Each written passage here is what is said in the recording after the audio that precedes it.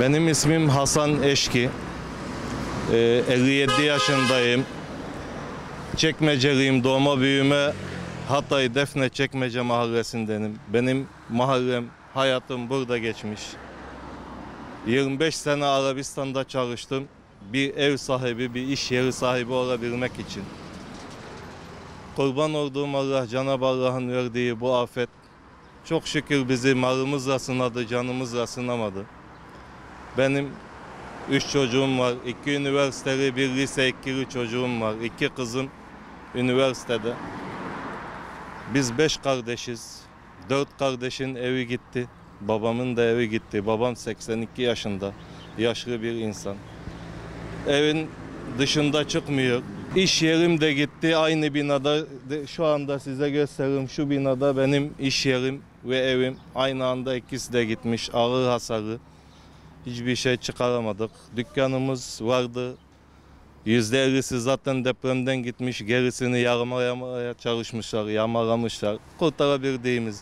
Ve kimseye şey olmadan kendi çabamızla, küllerimizle, sağ olsun arkadaşların, dostların yardımıyla böyle bir şey yapabildik. Biraz tekeri döndürelim, çocukların nafakasını kazanalım. Biz çadırda kalıyoruz. Babam için, bizim için konteyner ihtiyacımız var.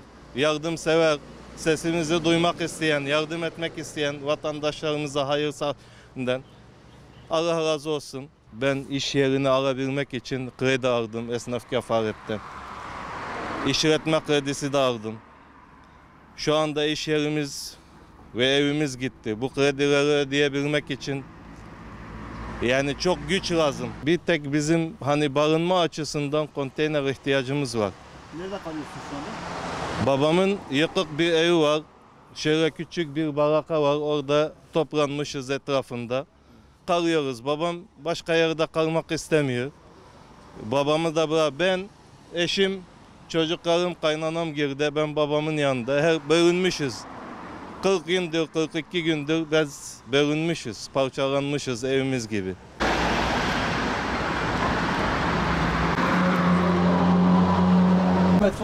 Onu verelim mi şimdi? Binamızın kolonları aşağıdan kırıldı ve binamız yarısına itibaren çöktü. Biz 5. kattan yaşıyorduk. Depremin 1. gününden beri çok zor durumlar yaşadık. Eşyalarımızı çıkarmama kararı almıştık. Sonra bir sürü insan bütün eşyaları çıkarttığı zaman biz de çıkarma kararı aldık. Şu an eşyalarımızı çıkarıyoruz.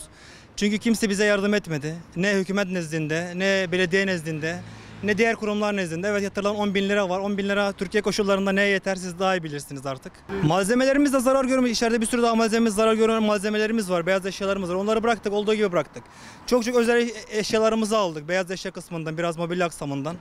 Alabildiğimizi aldık, kurtarabildiğimizi kurtardık yani. Vallahi biz şu an köyde kalıyoruz. Babamların köyünde kalıyoruz. Bir çadırda kalıyoruz. Bu eşyaları alacağız. Bir çadırın altında, bir mika gibi bir brandanın altında koyacağız. İlerleyen süreçte ne olacak Allah gösterecek. Vallahi ileriye dönük hiçbir planımız yok. Yani benim gibi yüzlerce insanın ileriye dönük bir planı yok. Şu an bütün insanların tek sorusu şu: biz ne yapacağız? Nereye gideceğiz? Ne olacak? Evlerimiz ne olacak? Bir sürü insan kredi çekti. Ben kredi çekmiştim. Ev aldım. Bu evi krediyle aldım. Şu an bankaya mı kredi ödeyeyim? Yoksa ileriki hayatıma mı bakayım? Daha bankaya borcum var ama evim yok, çadırda yaşıyorum.